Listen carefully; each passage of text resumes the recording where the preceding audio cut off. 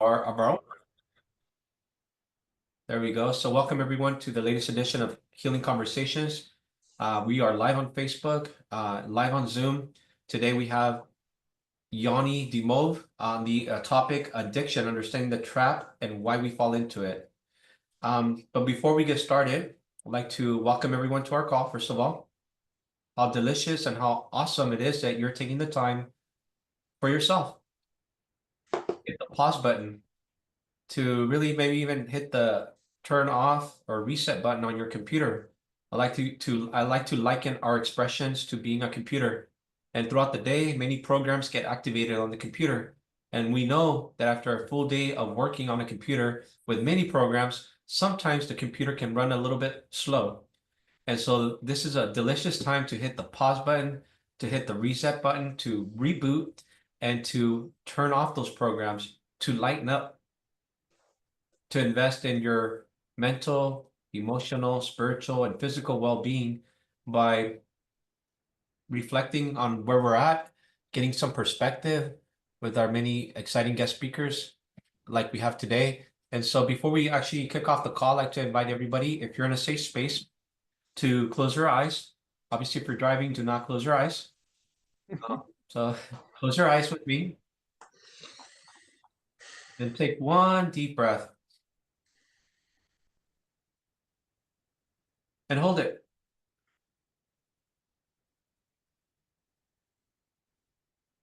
You need to hold the breath. And as you hold the breath, embrace yourself, hug yourself.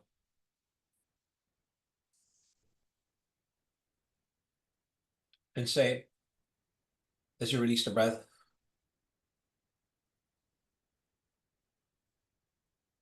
I love me. Really sink into what that means. How does loving you look like? How's it not showing up right now? What are we doing that is not loving?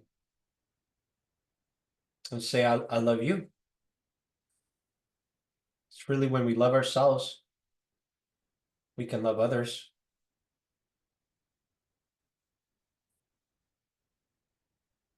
Now take another deep breath with me.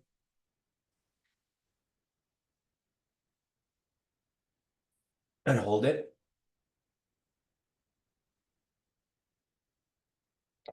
Sit with that breath a little bit.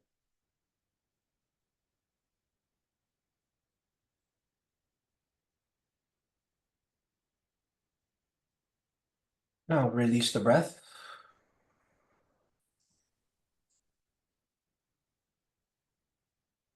And say, I accept me. I accept you. I accept everyone. Now that doesn't mean you're degrading yourself. That means you're letting go of all those active programs running in your head, judging, contrasting, comparing, and being at peace. How delicious is that to be at peace with no thought, just being present.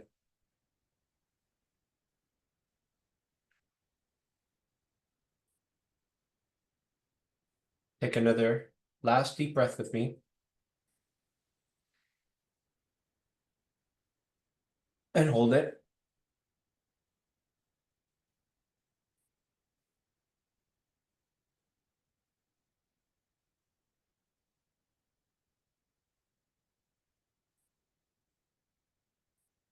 Now release the breath.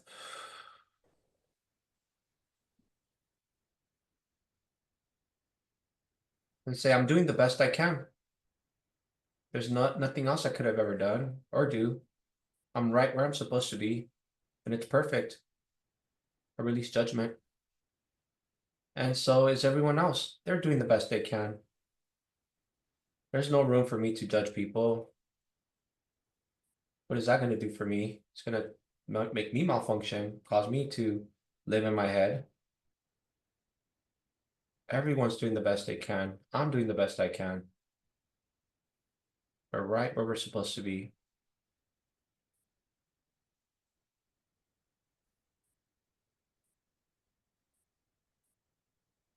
I invite you to open your eyes and arrive to our call to the latest edition of Healing Conversations. I'm excited to announce we have Ioanny Dimov on the topic of addiction, understanding the trap and why we fall into it. Now, just a little bit about our guest speaker. He is a man on a spiritual mission to destroy the current paradigm built on fear and usher in one built on love. Beautiful. A former alcoholic turned fitness and health junkie. Now he uses his experiences and insights to help guide others to a better path. He is the creator of the Earth Tribe channel, where he talks about macro spirituality and how we can all fight for a better world. Welcome to our call. Floor is yours. Thank you very much. And thank you for that beautiful introduction. Thank you for leading us in that wonderful meditation.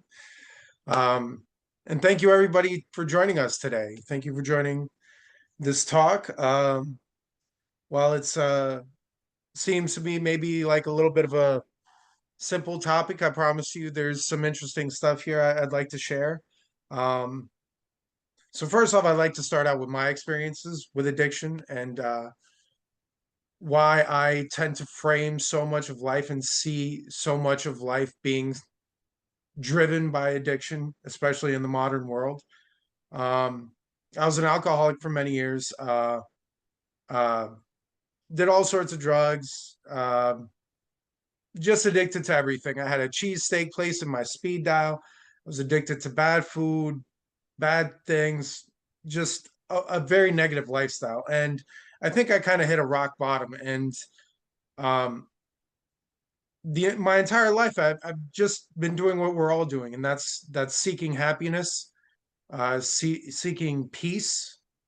And I thought the answer was in alcohol. I thought the answer was in partying, etc.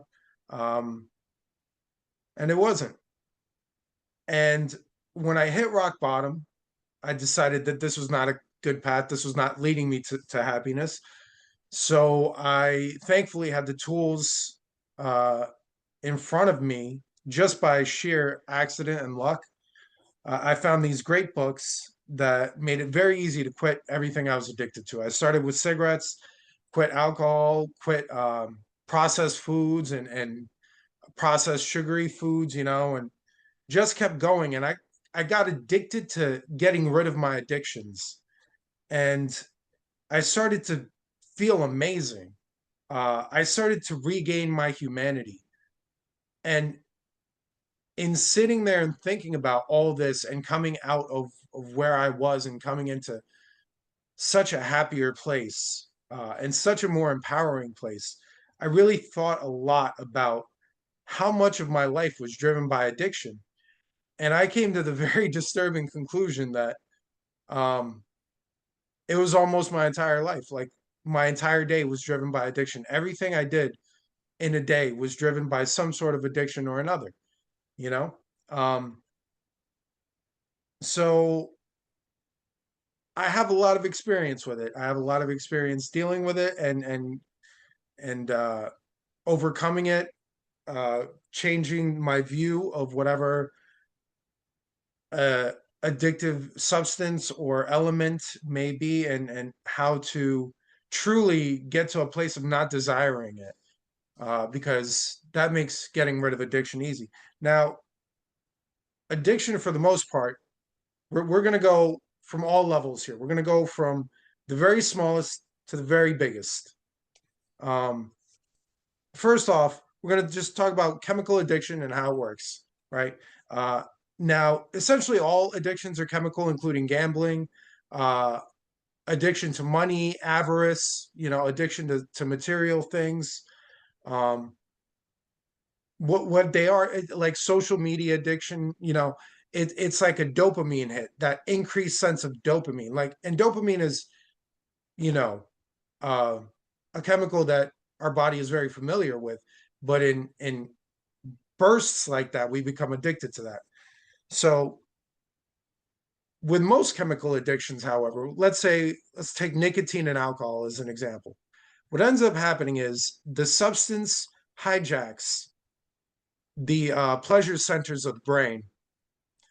Now, what I will equate that to is it's literally stealing your happiness. right? And I have this little cheesy chart drawn up here. So what ends up happening is you have happiness and you have time. And you're at a certain level when you start, and then you use for the first time, and you don't really feel it. You don't really get like what the big deal is about the cigarette or the drink. But then without realizing it, you lose a little bit of happiness because of that, because of the substance hijacking those pleasure centers. Then the next time you use, you get a little bump, right? But then it drops down further, your overall happiness level. Every time you use, you get a little bit of a bump, but then you drop down further. And there's this illusion that using alleviates the bad experience that you're having. And you lose sight of the fact that it's actually the substance causing that negative experience. That's the whole trap, right? Um, so now this happens with dopamine, it happens with sugar, it happens with caffeine, all these things, nicotine. Now I'm not here to judge anyone's habits, and we all have the things we like and enjoy. However, we could all agree that there's times where certain things take over people's lives, and this affects us. It because even if it's not us, we may know these people. And I think the most important thing to do is to understand that it addiction is driven by a very powerful illusion, and that we need to have a lot of compassion for ourselves and for those going through it. Um, before I go any further, does anybody have any questions at this moment in time? Can we get a You can feel free to also post your questions on the chat. We're looking at that. So either raise your hand or post your questions on the chat. yeah, feel free to ask any questions. Yeah, we'll go with the questions in the chat. I'll keep rolling along for now. Um, so I like to also bring into the bring into this space the idea that most of the things that we see people get addicted to, like let's say nicotine, um, we know we think it alleviates stress because we see the president smoking a cigarette on West Wing when he's confronted with, like this big decision that he has to make, right? So there's this illusion created by the media, by this kind of conglomerate, this whole world. We talk about being plugged into the matrix. We have to understand that this is a very true analogy, because we're so bombarded in the things we consume, in the media we consume, in the ads, and it's insidious at times, but they create a certain idea, like that. If you think about how much staging goes into the videotaping of a McDonald's hamburger and why it's so appealing, and how bombarded we are with these things that are, generally very not good for our health, but highly addictive because that burger has like high amount of salt, fat, and carbs. So it's just hitting like three addictions at once, you know? So there's this ideascape that creates this brainwashing that we need these things, that we need alcohol to feel good, to go out and celebrate, that we need cigarettes to look cool or to alleviate stress. you know Whatever these substances, whatever we think they do, they actually take away the ability for us to do it ourselves. If we go to alcohol to have a good time, what we're actually doing is taking away our ability to have a good time without alcohol. When we turn to cigarettes to alleviate stress, what we're actually doing is we're taking away our ability to deal with stress on our own, right? um so that's kind of like the multifaceted approach of addiction. It's like there's that little chemical addiction, and then there's the brainwashing aspect, right? And the mental side of it is really the killer. You could ignore, all the little bit of like suffering that you feel. It almost feels like, if you're a little sick, you can walk right past there with the mindfulness, as long as you understand that, okay, I don't desire this despite the brainwashing telling me that I do, right? Um, Now, I want to just take this and scale it up. So now, if we think about society, how many things in society are based off of addictive concepts? Like, how many businesses can you think of, right? And let's take America, we look at the gambling industry, the sports industry, we look at um, the food industry, the big food industry. Most of what we see in the grocery store is not really quality food. It's highly addictive, kind of trash put in a colorful box that was designed by a graphic designer, right? Um,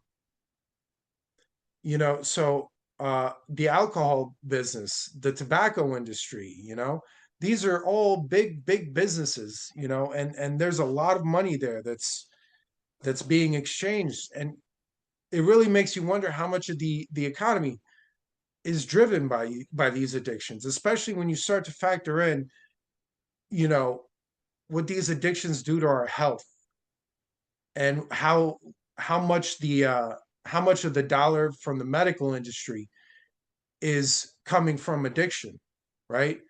Think about the food addictions, think about the cigarette addictions, the alcohol addictions, the cancer treatments. There's a lot of dollars that medicine is making. This is it's it's it's a shame that we spend our money, you know, uh, trying to heal ourselves with the things that we actually think will bring us joy. You know, so a lot of society is driven by addiction, and I really want to go even bigger now and just talk about the people who run this world, because when you have so much addiction in the world, and so much of the world is built on addiction, then we have to understand that, like, maybe our leaders are addicts, right? If you think about the world we live in, it's really, I think we could all agree that it's kind of controlled by the people with money. These people have money for a reason. And I think one thing we have to understand is that these elites are actually addicts themselves. They're money addicts. They're addicts, like, they're addicted to power, they're addicted to material possessions. They need yachts because they need a bigger fix than the last one. So they will do anything in their power to get more money, right? And we're talking about the entire corporate structure of the United States, right? And these, in the Western world, really, and these are the corporations that kind of shape the world, right? And we could all agree that um, there's a lot of things wrong with the world today, and the people behind all these things are kind of addicts, and they do what all addicts will do. They'll steal from their family, they'll steal from their neighborhood, and the leaders of the world, the people in charge, are really, they're unfortunately just addicts. They're junkies. They may have their suits, but we need to understand that they're really addicted. We need to have compassion. We need to understand that this is a serious problem. But yeah,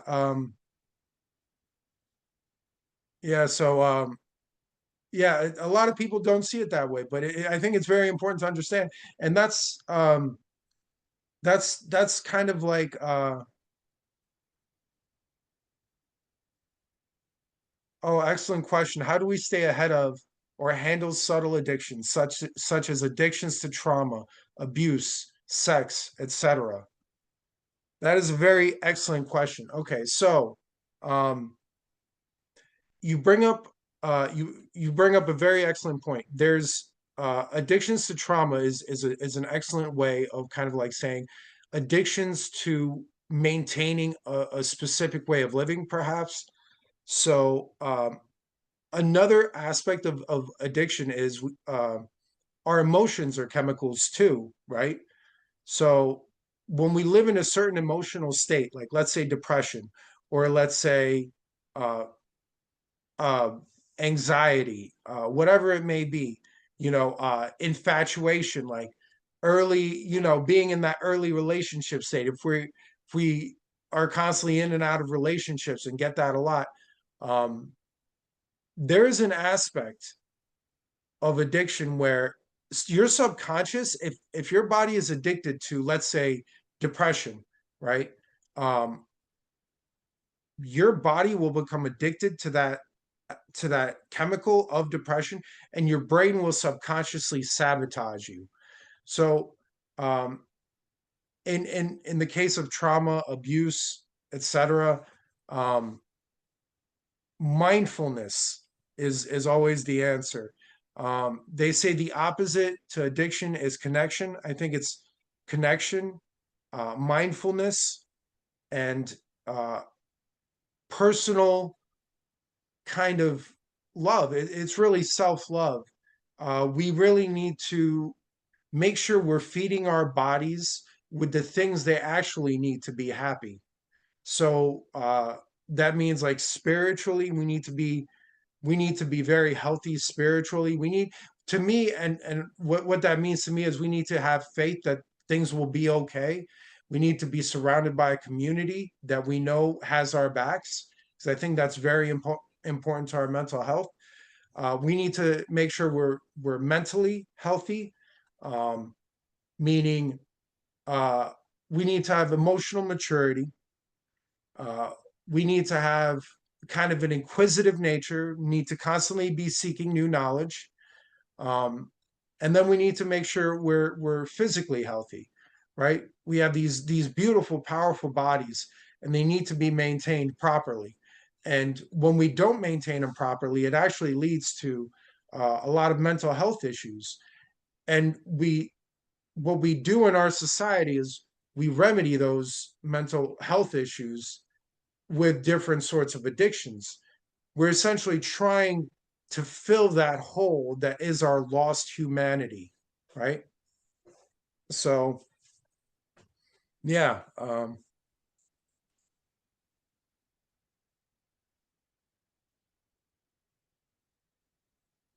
Wow, interesting. Yeah. I always found it, this is a great point. I always found it crazy how the elite or an upper class use things like cocaine, like it is a status, not just a mind altering tool that they deserve because they are at the top. I agree with you there as well. The cocaine at the party and the fancy cigars and the liquor and the fancy glasses, that's a dopamine hit, right? So they're getting a drug cocktail there.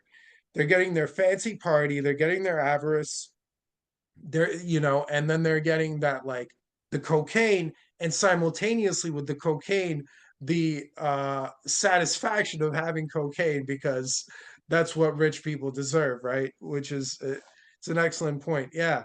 um but again, we do need to remember that if we want to win somebody over to our side, to our cause, which is definitely what we need to do with the people that have the power.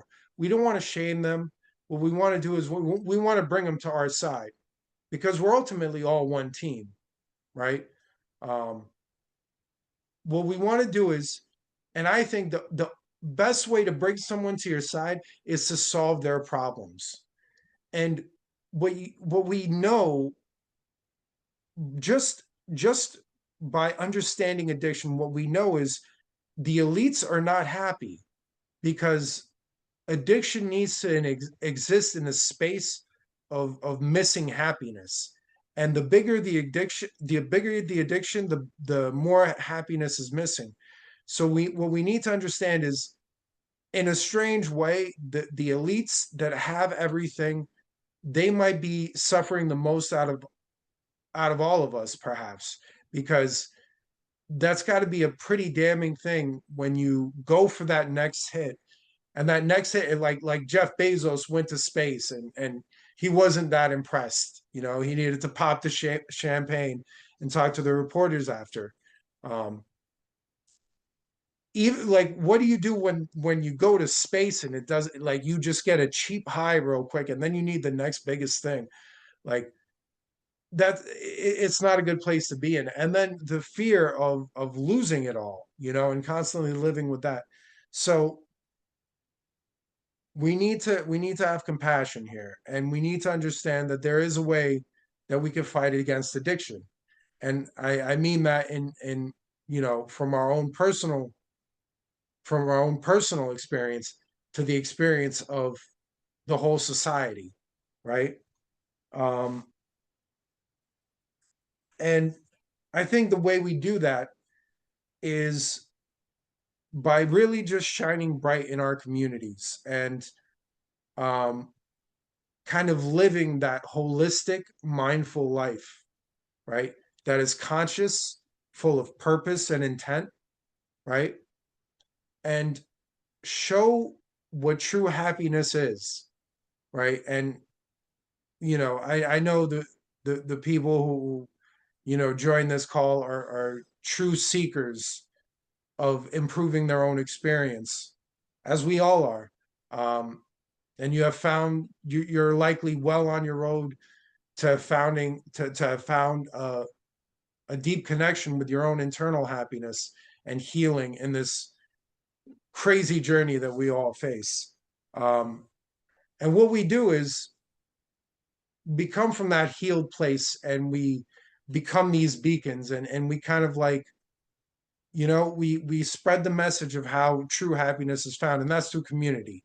um, that's through helping each other heal. That's by helping each other out. This is a team sport, this life thing. And we are a team of 8 billion strong that is sadly divided, right? um yeah. So as I said earlier, um the opposite of addiction is connection. I believe that's what they say in AA. I also think the opposite of addiction is mindfulness, um, happiness, and community, right? So these are the ways we combat addiction. And we need to be that community for those around us. Uh, we all have friends that suffer, and we need to be those pillars, right? Um, because again, what is happening is addiction is just simply trying to fill that hole that many of us had, that hole that lacked the healing, um, the hole that kind of that really is our missing humanity. Yeah. Does anyone have any questions up to this point? Yeah, feel free to post it in the chat or raise your hand. We can go Yeah. ahead and mute you.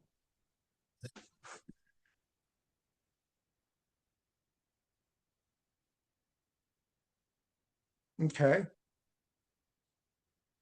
Well, all right. Well, with that, I'd like to. Oh, we got a raised hand. Yeah, looks like we have iPhone. Yeah.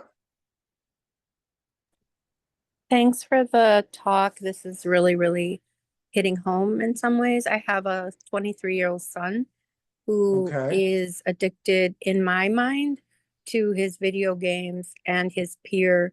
I call them his peer family because it's just me and him. And I feel isolated from those good friends of his. They're good kids, and they're I say kids, but they're in their 20s. I Mhm. have had to learn to accept that, whereas before I was a little jealous and maybe skeptical that he can make good choices, but it's tough. Do you have any thoughts on that? Is that a Oh, trend for parents to, you know, absolutely. I have thanks. a thought as well.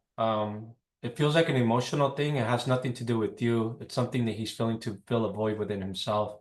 That's what I found intuitively. Go ahead. Yeah. Absolutely. Yeah, I just wanted to touch on the video game addiction.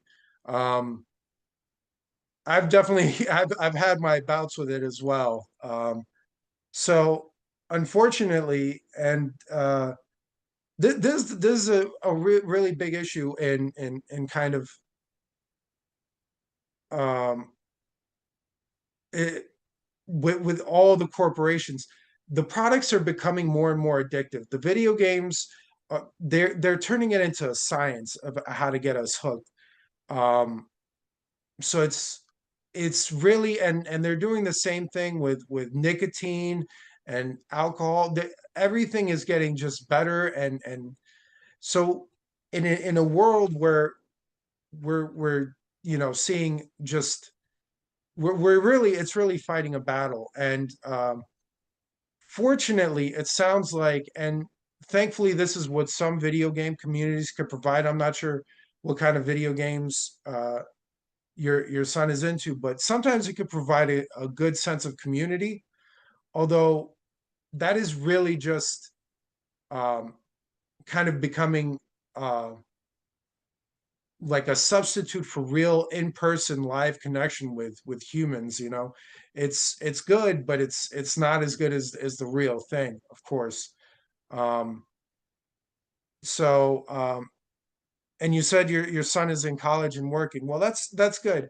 um it sounds like he has good friends, and I think um I think you just got to keep being strong, and I think it's all going to work out.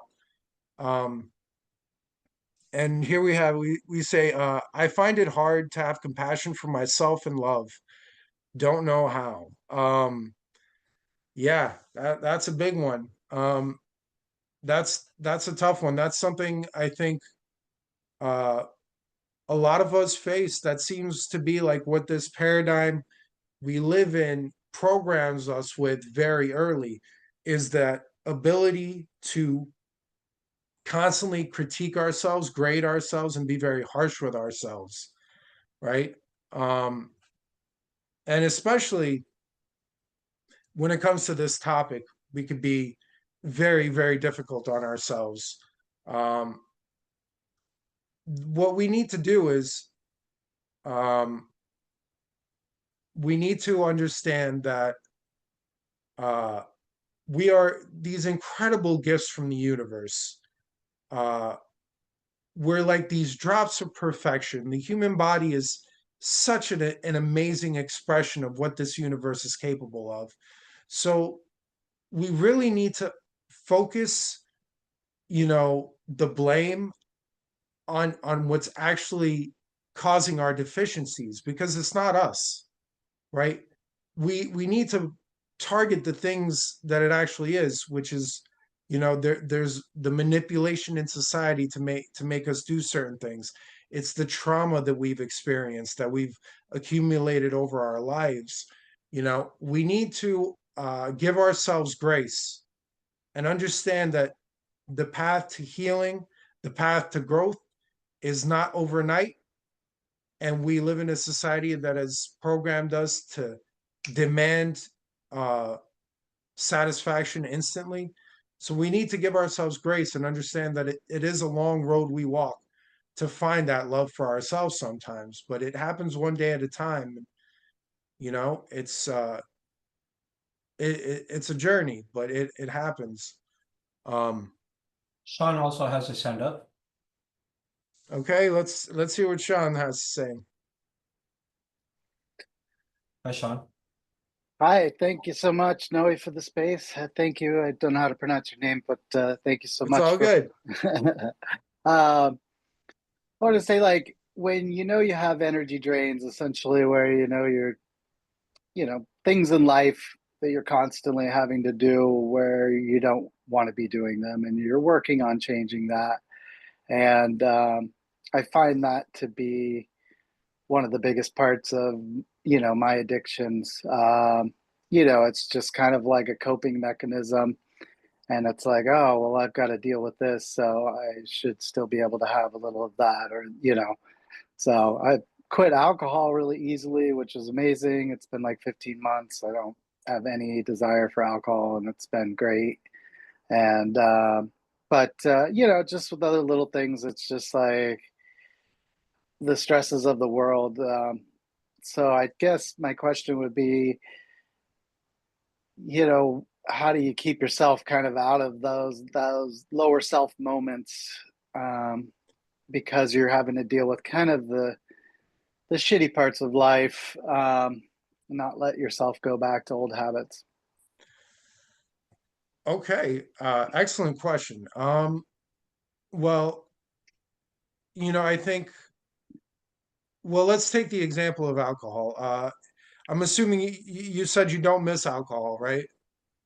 Yeah. Not at all. Yeah. So there's a reason you don't miss alcohol. Now, when you mindfully look at the experience that it brought into your life, you could see that it was clearly a very net negative experience, right? Mhm. So when you mindfully look at that experience, you could apply that to other addictions that you may face.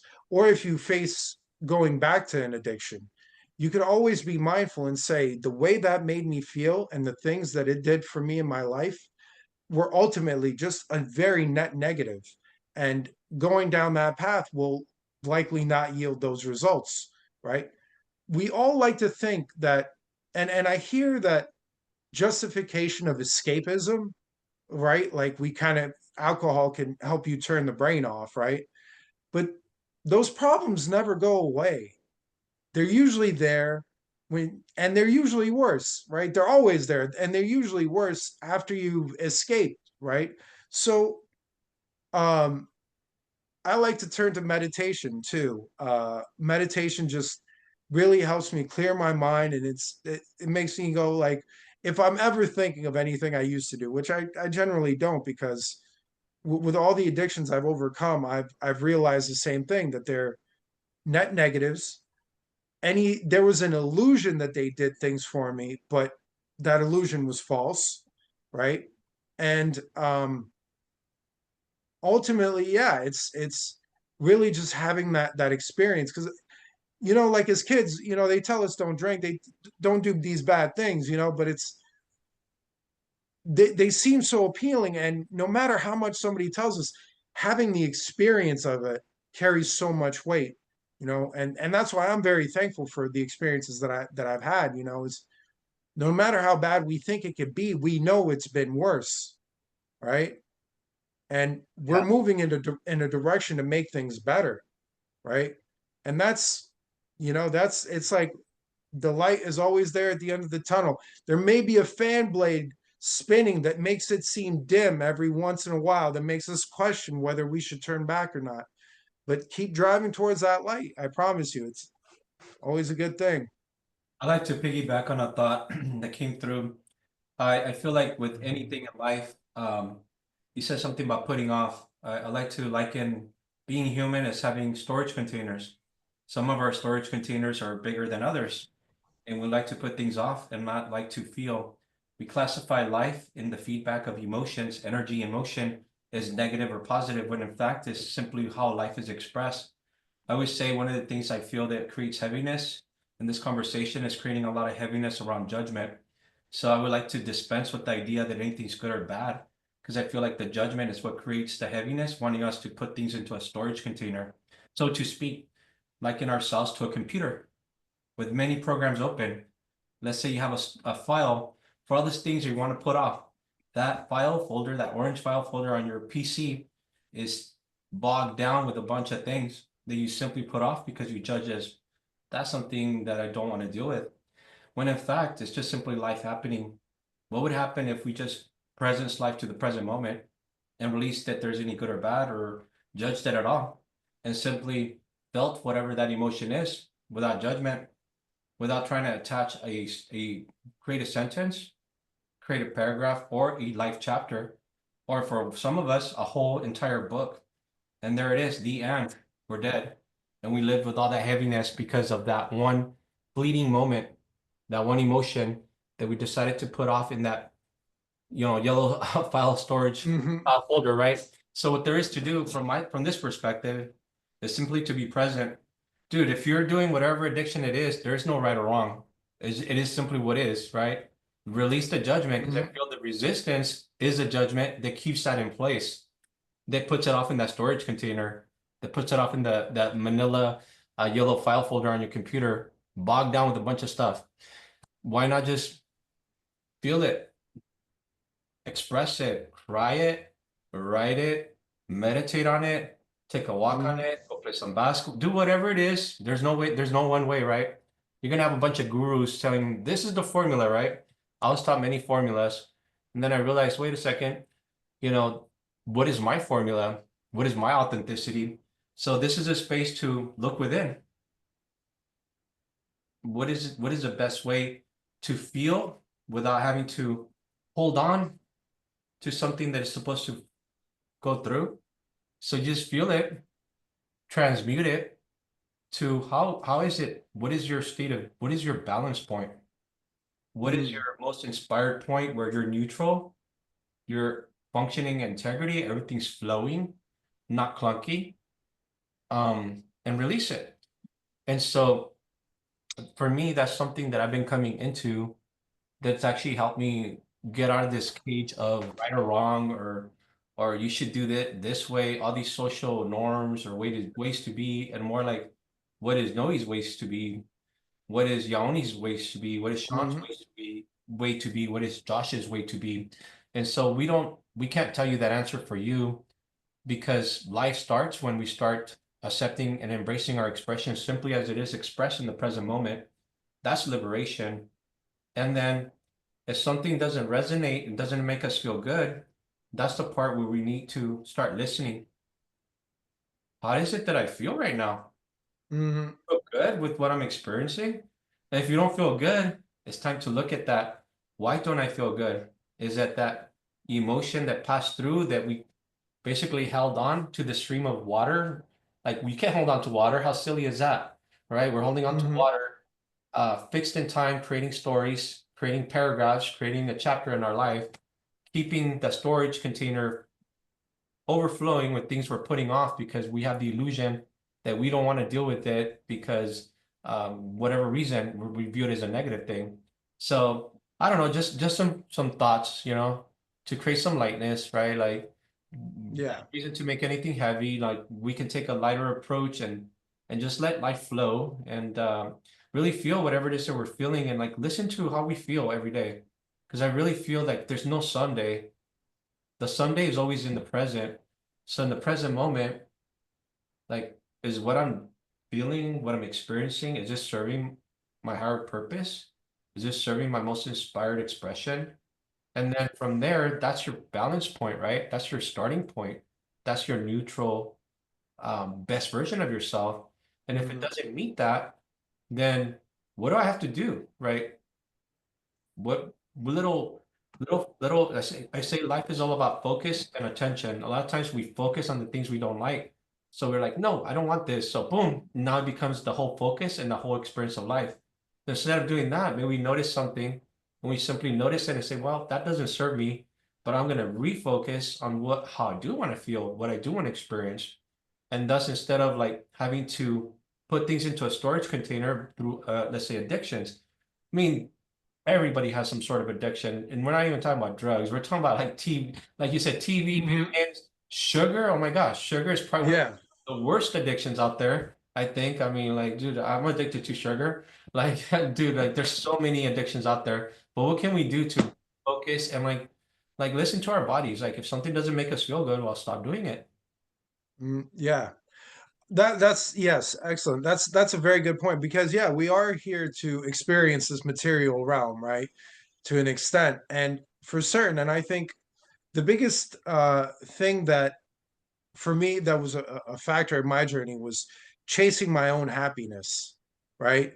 It was really, and like you said, sitting with the things that didn't make me feel good and didn't make me feel well, and just not having judgment for myself, and just really decide where I wanted to go. And for me, and it's also so true. There's so many modalities of healing out there, and finding balance within your life and finding that happiness. It's really like for me, it was like a path of coming off one addiction after another, and I got addicted to like kind of purifying my body, and then finding yoga, finding mindfulness, meditation, and exercise. These things, like, each one of them made me feel a little bit happier.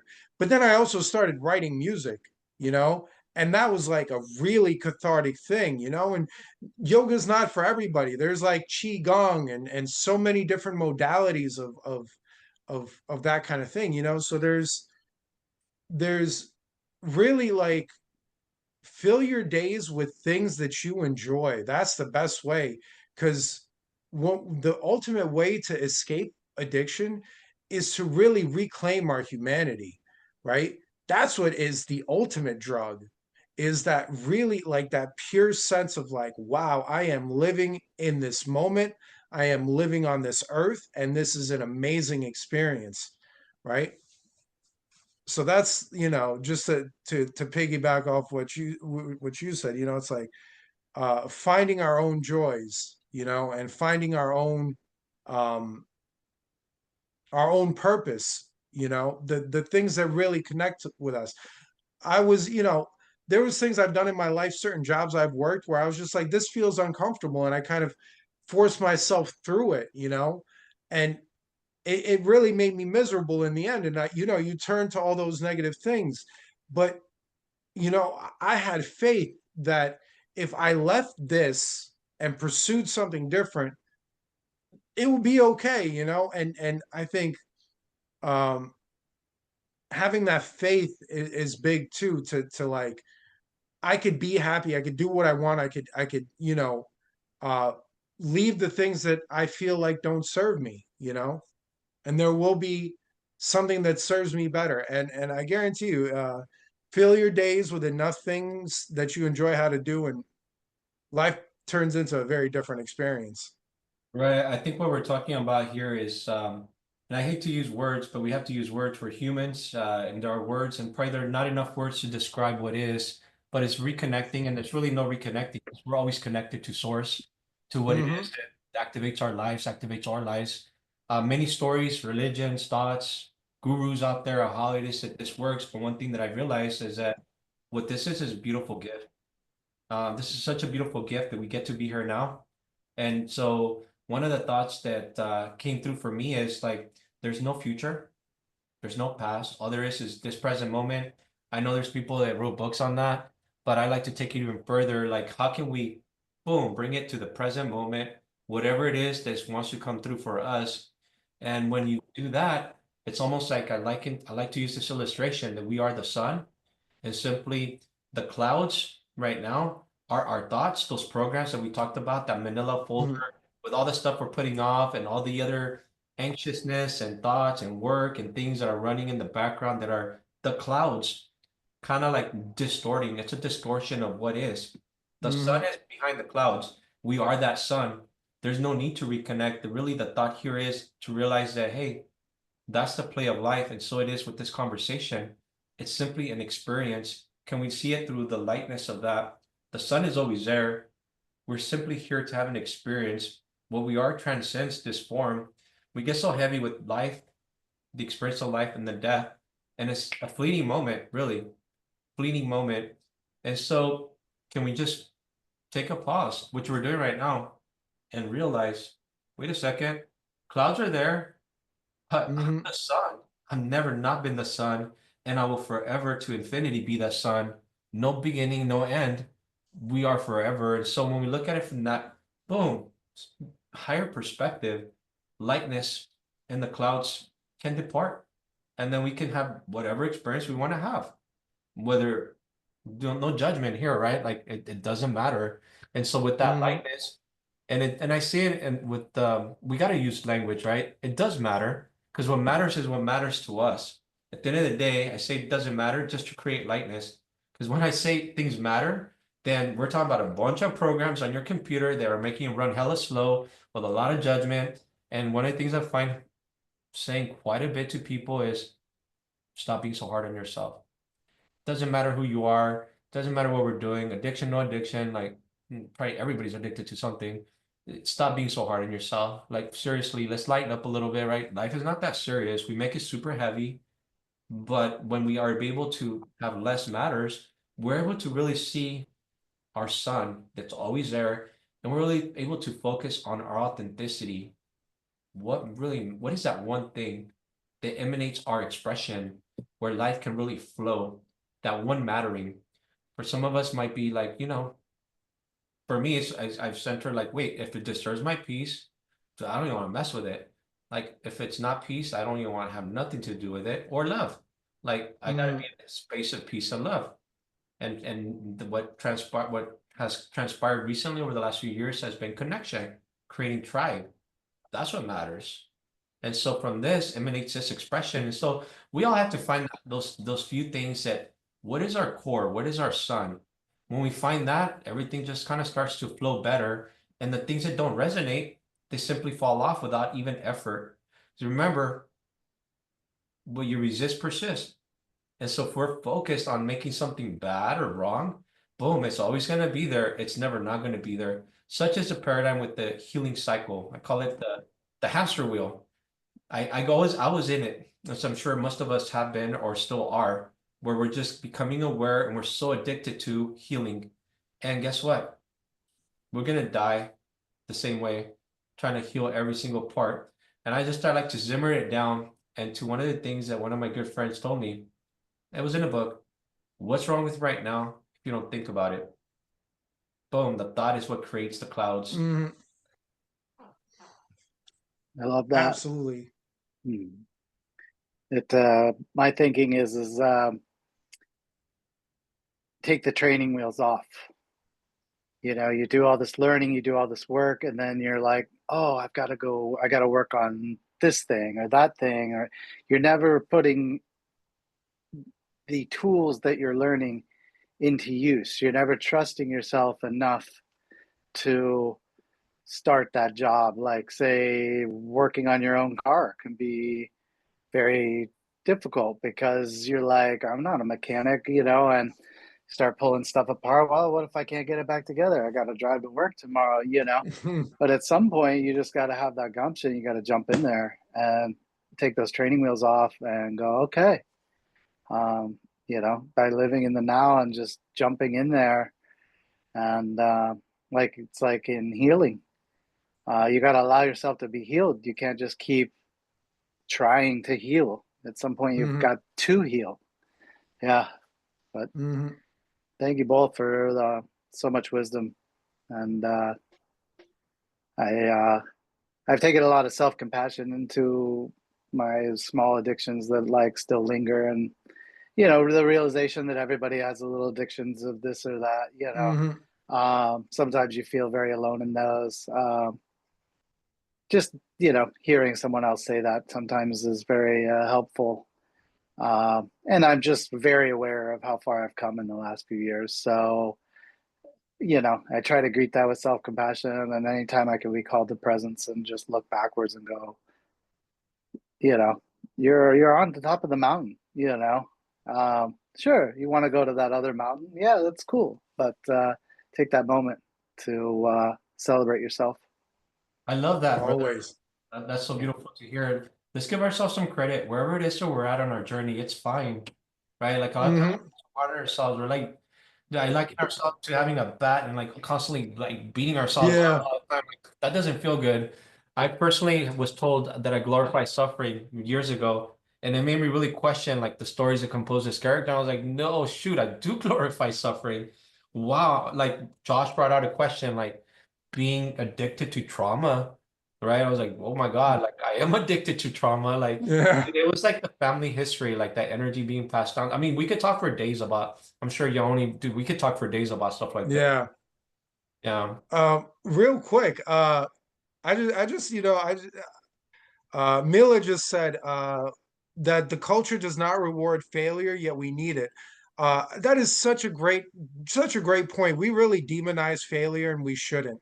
Failure is one of the most important things of any design process. You have to it's kind of like survival of the fittest whenever you're designing something, whenever you're creating something, whenever you're manifesting a life for yourself. And all it is when you're running through a maze, you're going to hit a dead end somewhere. And we have the tools to go back in the maze, right?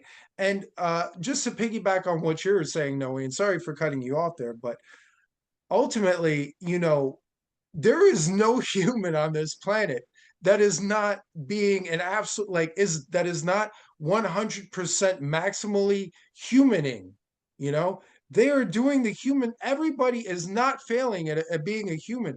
Everybody is being 100% human all the time, right? There is no escaping that.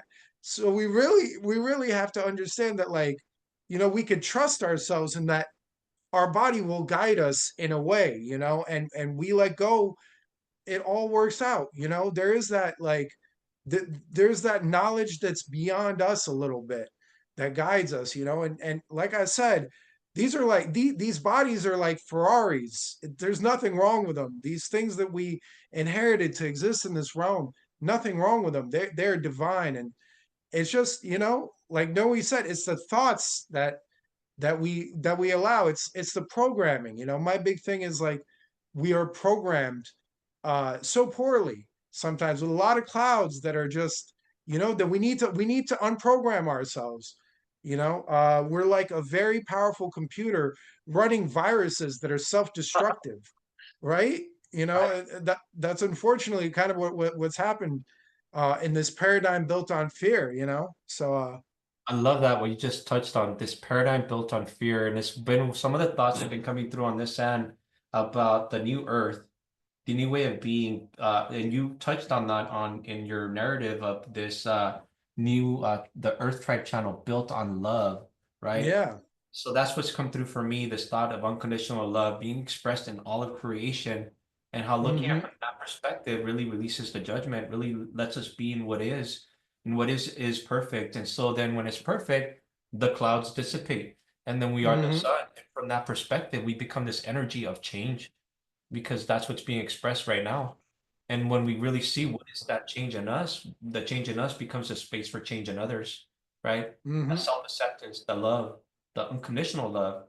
Not saying degrading love where we let ourselves be degraded by others, No. right? But or degrading ourselves for that matter. But even that, the perfection is to have grace. You mentioned this earlier. I heard that you said, let's have a little grace for ourselves and others.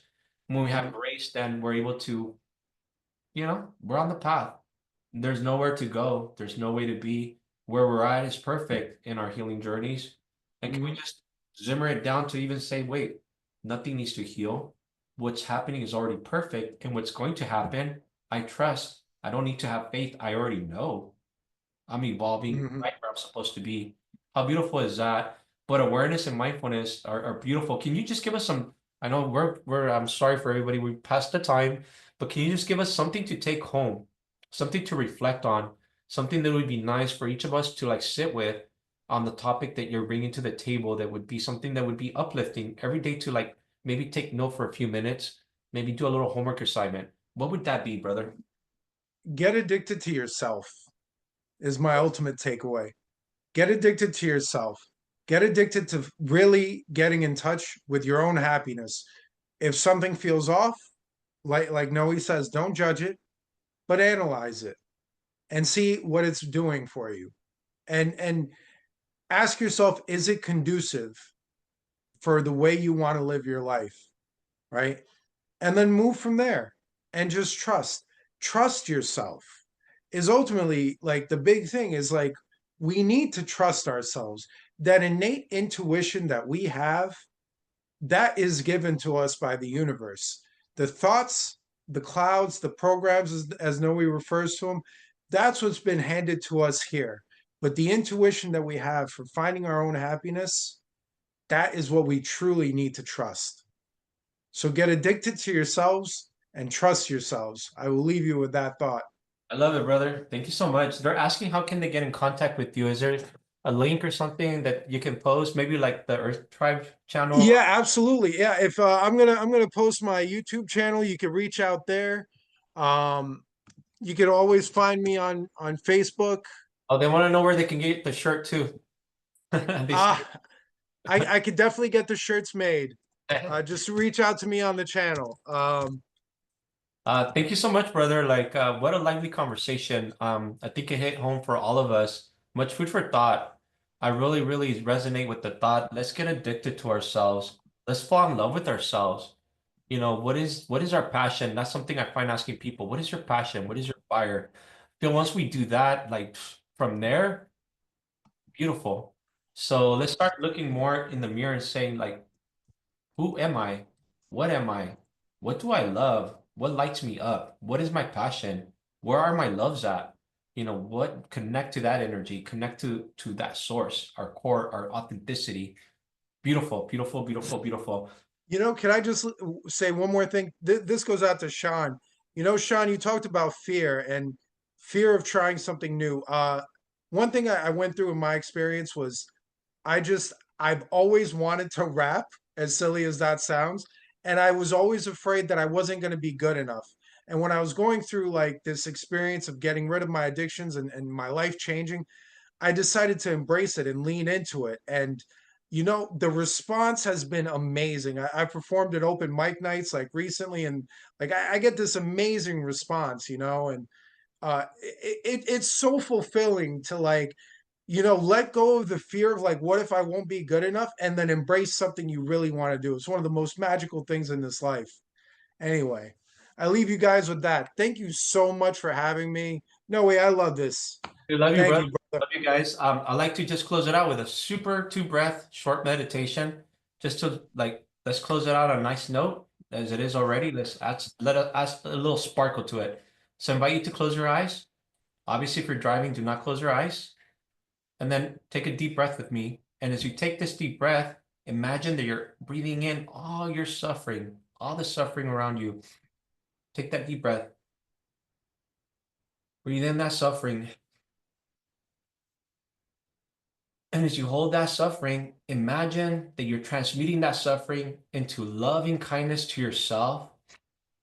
You're holding that breath, you're transmuting that energy to loving kindness to yourself, loving kindness to your neighbors, your family, your everybody in the world.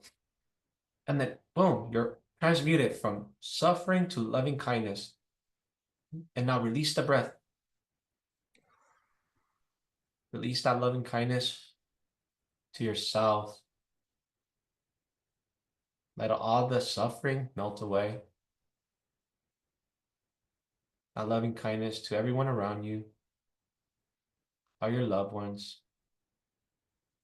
all the people in the world, even the ones that you might not even like. Think about it like you're doing the best you can, so are they. We don't even know what kind of trauma that they went through. Have a little grace for ourselves and others. What kind of world would we live in? We just did that a little bit today, right? Now, I invite you to open your eyes. I say we're complete. Thank you, everybody, for call. I feel very vibed up. I feel awesome. I don't know about you and everyone else, but I hope you guys feel good. Thank you, thank you, thank you. Appreciate you all. All right. Take care, guys. We'll see you on the next one. All right.